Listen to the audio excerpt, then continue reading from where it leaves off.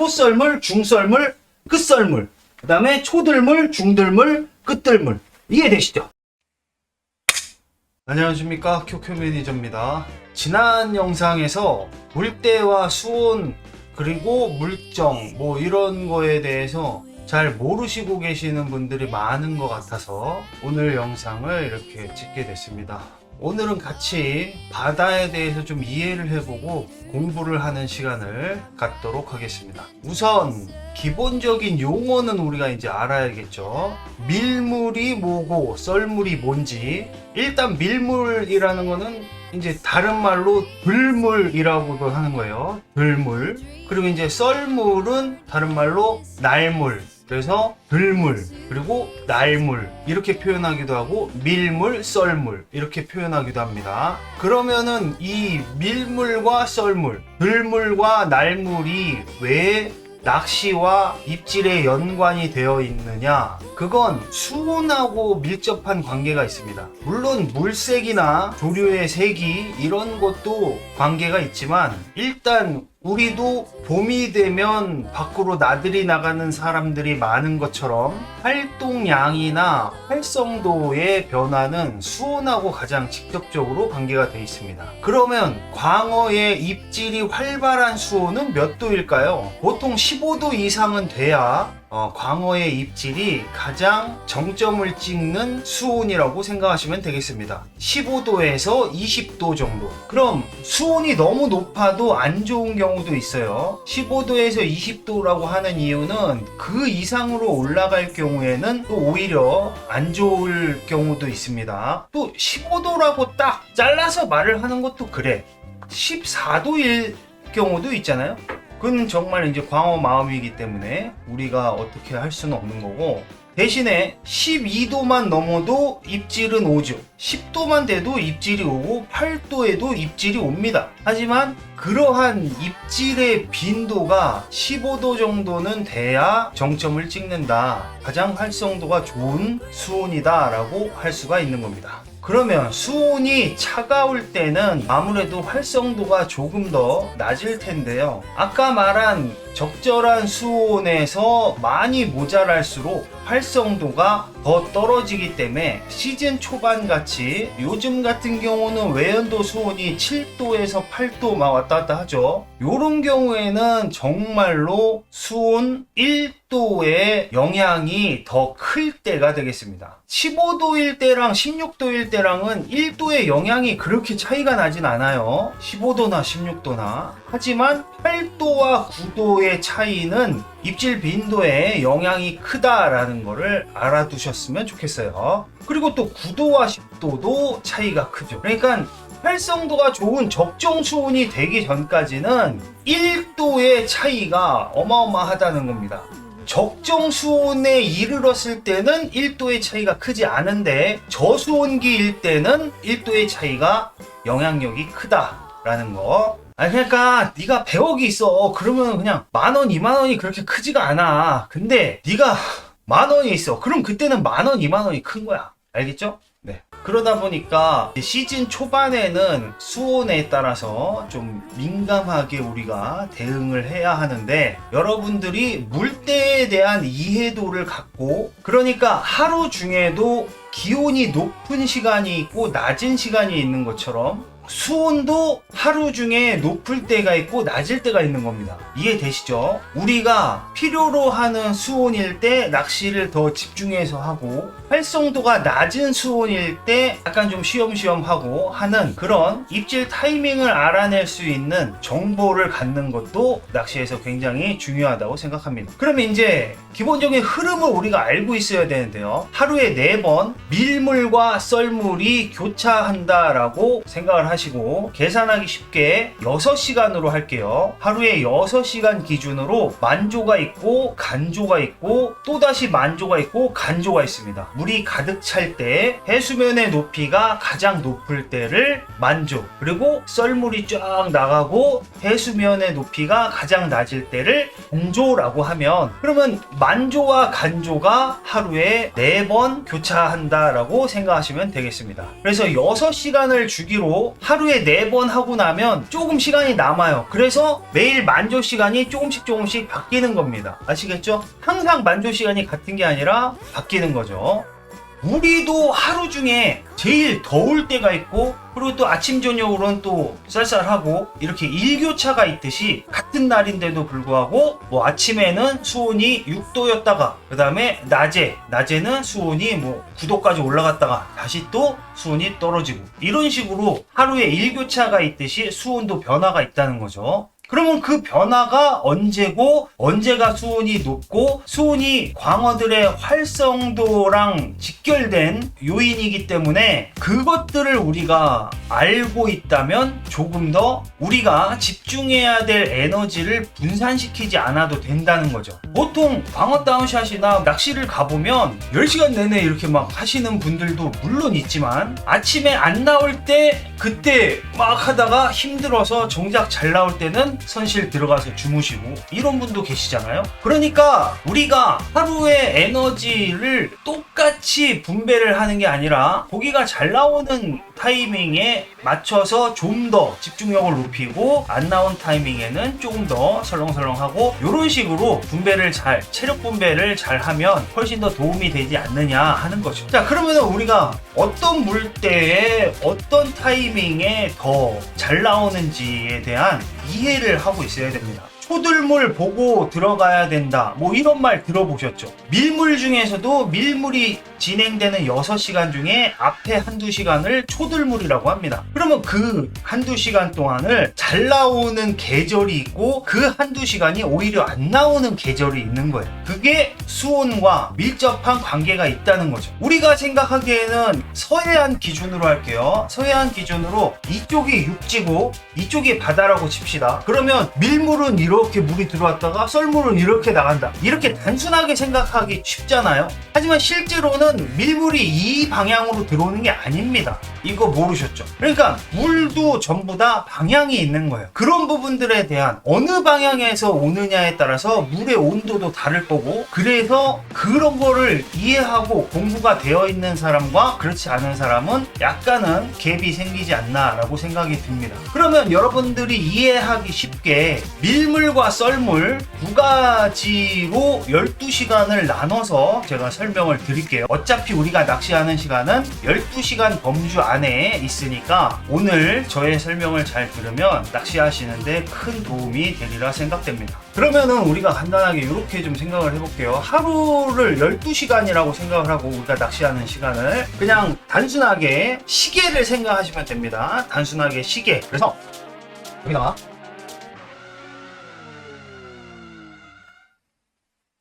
그러면은 여기 이제 12시 방향이고, 여기 6시 방향 되겠죠? 그리고 여기 3시 방향, 뭐 여기 9시 방향, 뭐 이렇게 해서 시계가 이렇게 있다고 쳤을 때, 이 시계에 여기 지점이 만조라고 하겠습니다. 만조. 그리고 여기 6시간 동안 이제 썰물이 진행되고, 여기를 간조라고 할게요. 간조. 그래서 만조, 간조. 그래서 6시간 썰물, 6시간 밀물, 이런 식으로 진행이 된다고 칠게요. 그러면 우리가 이제 포인트로 기억을 해둬야 되는 건 뭐냐면은, 물의 흐름은 반시계 방향이다. 반시계 방향. 물의 흐름은 반시계 방향. 이쪽 방향으로 이렇게. 물의 흐름은 반시계 방향. 이렇게. 물의 흐름은 반시계 방향으로 이렇게 돌아간다. 이쪽 왼쪽 부분은 만조에서 간조까지 오는데, 만조였다가 간조까지면 여기는 물이 빠지는 거죠. 물이 빠지는 거. 그래서 여기는 썰물이라고 하겠습니다. 썰물. 반대로 간조에서 만조까지는 어떻게 되겠어요? 여기는 이제 물이 막 들어오는 거죠. 밀물. 썰물을 다른 말로 뭐라고 한다고 그랬죠? 썰물을 다른 말로 날물. 날물. 그리고 밀물을 다른 말로 뭐라고 한다고 그랬어요? 밀물을 들물. 뭐 이렇게 한다고 보겠습니다.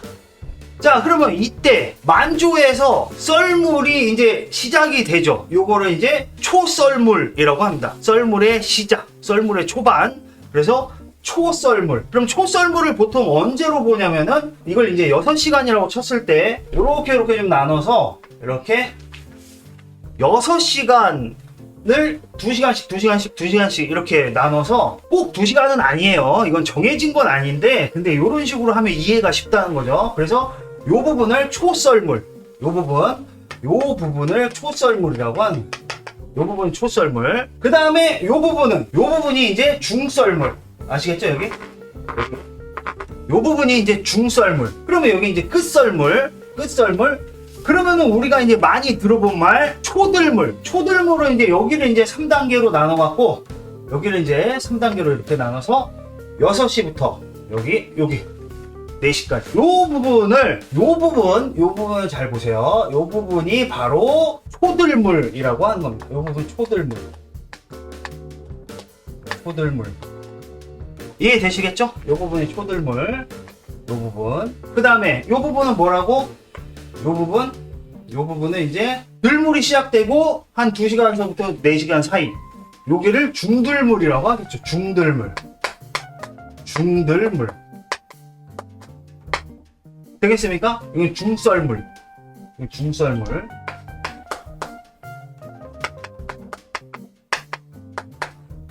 지금까지 어려운 거 없었습니다. 그죠? 아시겠죠? 진짜 어려운 거 없어요. 그러면 이렇게 했을 때 여기 우리가 이 시간을 분배를 좀 해보세요.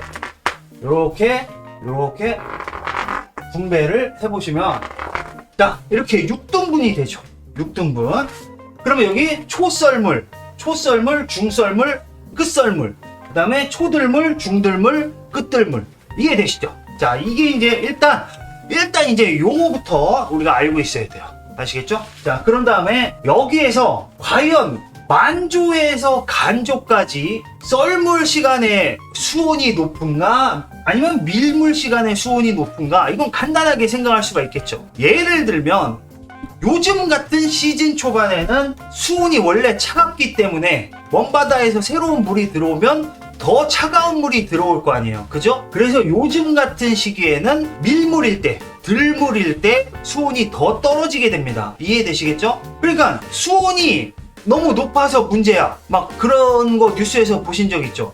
막 수온이 높아서 뭐 우럭들이 다 폐사했다 이런 거. 그럴 때는 밀물이 들어와서 수온이 좀 낮아져 주면 오히려 더 좋은 거죠. 하지만 지금 이제 겨울 끝나고 얼마 안 돼서 지금은 수온이 낮아. 그러면 이제 밀물이 들어와서 더 수온이 낮아져. 수온이 안 그래도 낮은데 더 낮아져. 그러면은 안 좋은 거죠. 그래서 초들물, 중들물 뭐 이럴 때 밀물이, 차가운 물이 들어오기 때문에 수온이 더 낮아진다. 그러면 이때는 오히려 활성도가 더 떨어지겠죠. 그러면은 지금 같은 저수온기에서는 오히려 언제가 수온이 더 높아요? 썰물일 때가 수온이 더 높은 겁니다. 이해되시죠? 그래서 썰물일 때가 수온이 더 높고, 그래서 우리가 하루 중에 12시간 낚시를 한다고 쳤을 때 아무래도 낚시의 비중을 썰물 위주로 비중을 잡아라, 더 집중을 해라 라고 제가 지난 영상에서 말씀드린 건데, 여기에서 이제 또 궁금한 점이 많이 생기죠.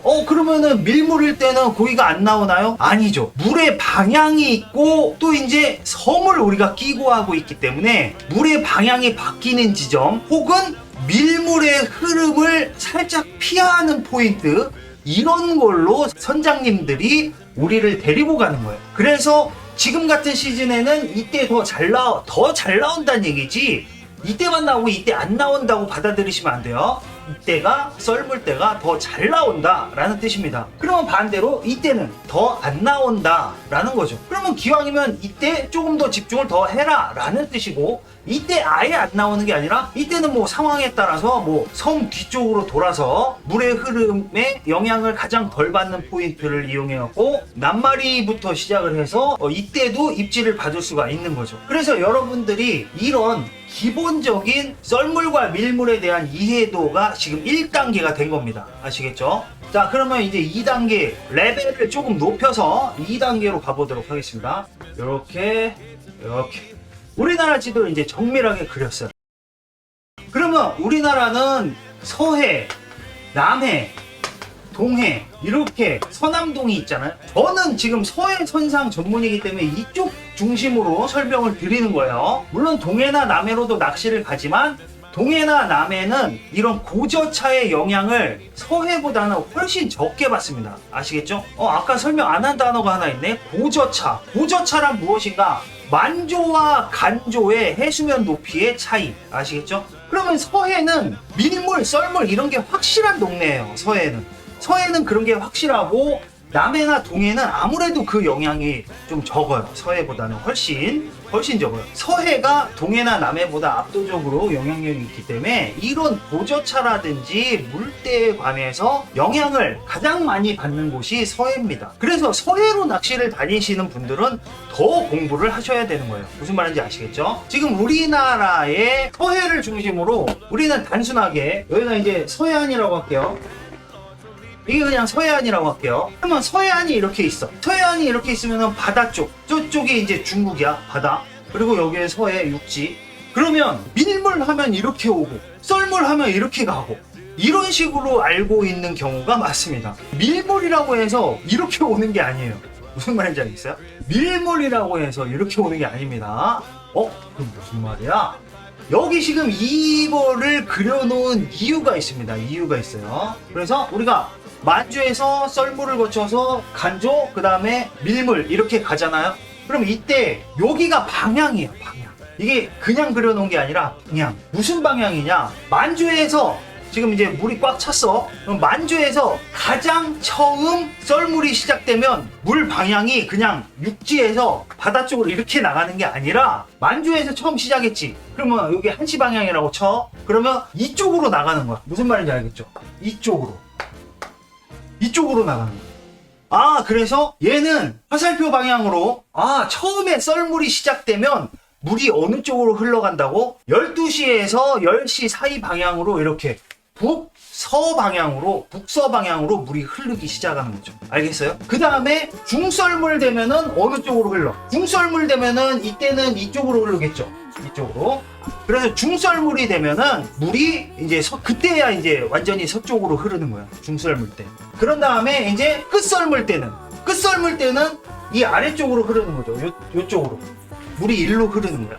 그래서 끝썰물 때는 이제 이쪽으로 흐르는 겁니다. 이해되시겠어요? 그래서 끝썰물 때는 이제 서남쪽으로 썰물이 나가는 거예요.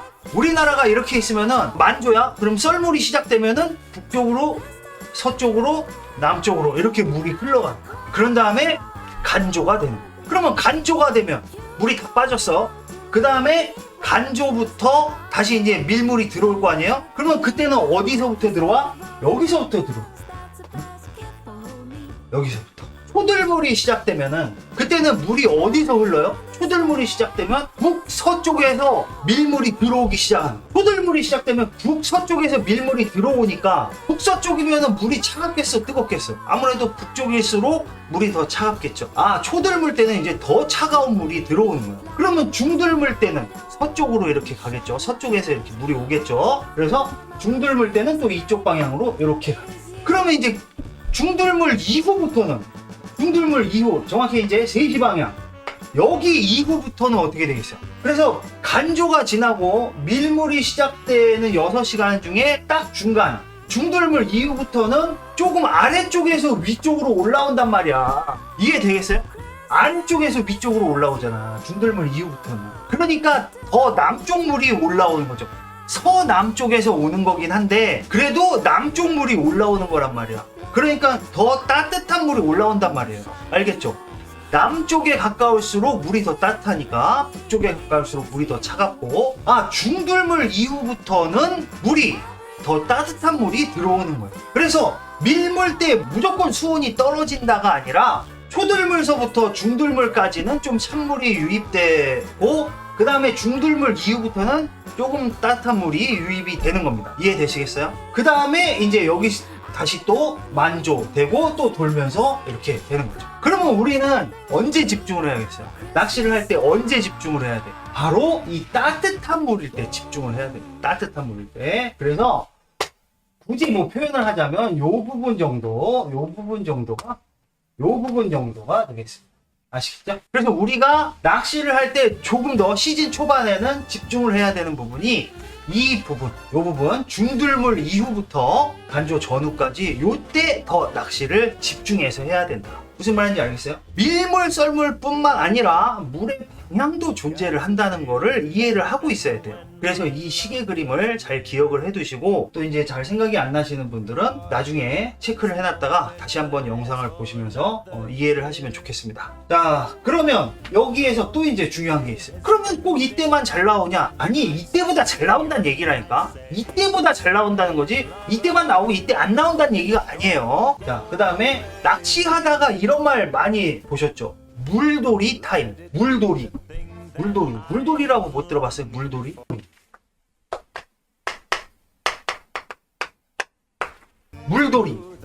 물돌이는 도대체 무엇인가? 물돌이는 도대체 무엇인가? 물돌이는 만조, 간조를 기준으로 물이 바뀌잖아요. 그죠? 들물에서 썰물로, 썰물에서 밀물로 이렇게 바뀌잖아요. 밀물에서 썰물, 썰물에서 밀물 이렇게 바뀌잖아요. 그게 이제 물돌이 타임입니다. 그러면은 물이 이렇게 방향이 달라지잖아요. 그러면 여기에서 밀물일 때는 뭐 밀물이 오다가 만조를 기준으로 물이 이렇게 가다가 다시 방향을 바꿔서 이렇게 갈 거 아니에요. 이해되세요? 물이 이렇게 밀물이 들어오다가 만조를 기준으로 물이 다시 이제 썰물 타이밍이 되면 다시 물이 빠지는 거야.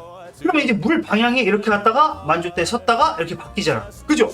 그러면 이렇게 물의 방향이 바뀔 때, 요때 물고기들이 활성도가 좋다는 거죠.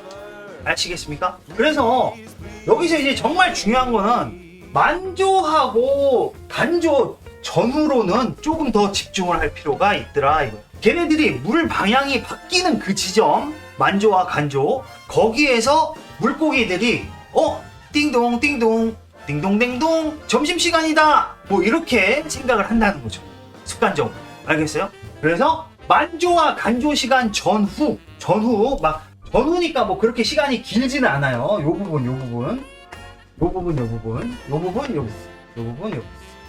딱 요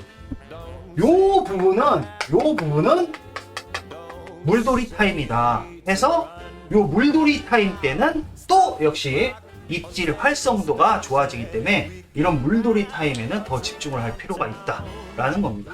지금 사실 이런 이론이 전혀 공부가 돼 있지 않은 사람들이 엄청 많을 거예요. 제가 보기에는 뭐 거의 대부분이고, 심지어는 초보 선장님들도 잘 이해를 못하고 있는 분들도 많이 계실 겁니다. 저는 이런 거를 이제 여러분들에게 설명을 드리면서 이런 거에 대한 이해도가 있으면은 낚시할 때 훨씬 더 좋다. 그렇다고 해서 이제 밀물 때 무조건 손실 들어가서 사는 거는, 그런 거는 이제 매니저만 하는 거고, 밀물 때 손실을 들어가는 게 아니라, 언제만 그렇다고 그랬죠? 저수온기 시즌 초반에만 이때 입질이 좀 덜하다고 그랬죠. 이런 거에 대한 개념이 별로 없으신 분들은 그냥 아무데나 막 배 대고 그러고 시간 때우겠지만, 이런 거에 대한 개념이 확실하게 잡힌 사람은 어떻게 하겠어요? 물의 방향을 조금 피할 수 있는 지점, 예를 들어서 이걸 동그란 걸 섬이라고 할게요. 이걸 섬이라고 했을 때 초들물 때 물이 방향이 이렇게 온다고 그랬지. 그러면 북서쪽에서 물이 이렇게 들어온다고 쳐봐.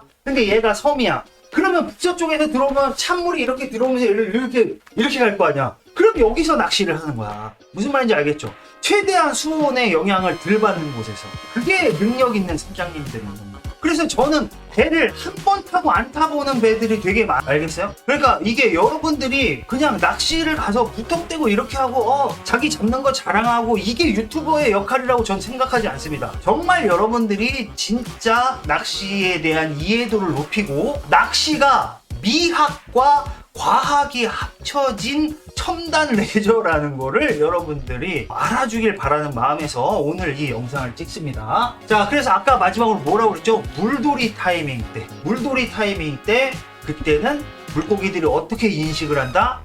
띵동댕동, 지금 밥 시간이네, 야 점심 시간이다, 이런 식으로 인식을 한다고요. 아시겠죠? 물고기들도 이제 뭔가 좀 활성도가 하루 중에 에너지가 제일 넘치고 입맛이 제일 당기는 시간이 있을 거 아니에요. 그래서 그렇게 생각을 하시면 되겠습니다. 오늘 뭐 이렇게 해서 이런 것들을 좀 이제 같이 공부를 해봤는데 여러분들이 좀 이해를 하고 낚시를 했으면 참 좋겠다는 생각이 듭니다. 사실 이거 말고도 여러분들에게 알려드릴 내용이 굉장히 많은데요. 물고기의 입질 빈도 그리고 활성도가 좋고 나쁨에 영향을 주는 요소는 수온도 있고 물색도 있고 그 다음에 이제 이런 물때 물정에 관련된 것도 있고 햇빛이라든지 아니면 웜이나 애기의 색상 그리고 UV, 유무 뭐 이런 것들이 골고루 다 있습니다. 그러면 이런 전반적인 것들에 대해서 여러분들의 이해도가 높다면 그러면은 웜도 여러 개를 안 사요. 나오는 것마다 다 사지 않아요. 무슨 말인지 아시겠어요? 저는 지난 주말 출조 그리고 지난주 평일 출조 지난주에만 이제 낚시를 3, 4일 다녀왔는데 근데 그때마다 제가 배에서 항상 뭐 상위권이었죠. 장원을 했다는 게 아니라 장원은 못했어요. 근데 하지만 항상 상위권. 근데 저는 낚시를 평균 3, 4시간밖에 하지 않았고 떡볶이 끓이고 오뎅 끓이고 이런 거 하면서 선실에서 잘 거 다 자고 5등 안에 꼭 들죠. 그런데 여기서 중요한 건 제가 사용한 웜은 지난 3, 4일 출조 동안 단 2가지밖에 안 됐다는 거죠. 2가지밖에 안 됐다는 거죠. 이거 정말 소름 끼치는 일 아닙니까? 지난 3, 4일 동안 내가 사용한 웜은 겨우 2가지였어요. 정말 이제 웜에 너무 좌지우지 하는 분들이 너무 많습니다. 저는 그게 너무 답답하고 물론 개인 취향이고 개인 스타일이긴 하지만 그런 부분에 대해서도 여러분들이 너무 현혹돼서 필요 이상의 과소비를 하는 게 그게 제가 말씀드린 웜이야 여러 개 쓸 수 있지. 근데 또 새로운 거 나오면 또 새로운 거 또 사고 맨날 그러잖아요. 지금 매년 그러잖아요. 그래서 작년에 틴셀 얼마 주고 샀어요. 그거 얼마 되지도 않는 거 몇천 원짜리였는데 심지어는 다른 애기는 8,000원인데 하나 들었었어. 제일 비싼 애기가 막 요지리 야마시타 이런 거 8,000원인데 하나 들었었어. 근데 틴셀 애기는 5,000원인데 2개 들어있었잖아요. 근데 지금 가격 어떻게 됐습니까? 어제 오늘 갑자기 막 틴셀 재고 떴다 했는데 가격 보니까 다 11,000원 뭐 막 10,000원 이상 가고 이러잖아요. 그러면 요지리에서 이걸 알고 뭐 가격을 올렸겠어요? 그러니까 여러분들이 결국 여러분 욕심 때문에 하는 이런 결과가 초래되는 거지 사실상 그게 영향력이 굉장히 미미한데 없다는 건 아닙니다. 영향력이 없다는 건 아니지만 웜이나 애기의 색상이 영향력이 그렇게 압도적이지 않아요. 이런 여러 가지 이론들이 낚시에서는 정말 한 가지 요인만으로 지배적으로 이렇게 잘 잡고 못 잡고가 결정되는 게 아니죠. 이런 물정에 대한 이해라든지 아니면은 웜의 선택이라든지 아니면 단차의 선택 혹은 물색 혹은 기상 조건, 햇빛 유무, UV 유무 뭐 이런 식으로 여러 가지 조건들이 다 맞았을 때 최상의 결과가 나오는 건데 그 중에 단 한 가지 뭐 애기 틴셀 하나 가지고 우리가 이런 다른 요인들을 전부 다 무시할 수 있는 지배적인 영향력을 갖지는 않는다는 겁니다. 지난 봄에도 삼봉 애기에다가 학꽁치 말린 거 감아갖고 제주도에서 갑오징어 막 다 그래갖고 막 요지리 삼봉 그 퍼플 케이모라 이게 엄청 또 금값이 됐잖아요. 근데 결국 제가 아는 분은 그냥 가갖고 원래 쓰던 애기 써갖고 장원했어. 그러니까 정말 지배적인 거는 없다는 거를 꼭 알아두시고 이렇게 우리가 공부를 하면 할수록 더 유리하고 현명한 판단을 내릴 수 있는 그런 낚시 생활을 할 수 있다는 것을 알아두셨으면 좋겠고 오늘은 여기까지 하도록 하겠습니다. 수고 많이 했습니다.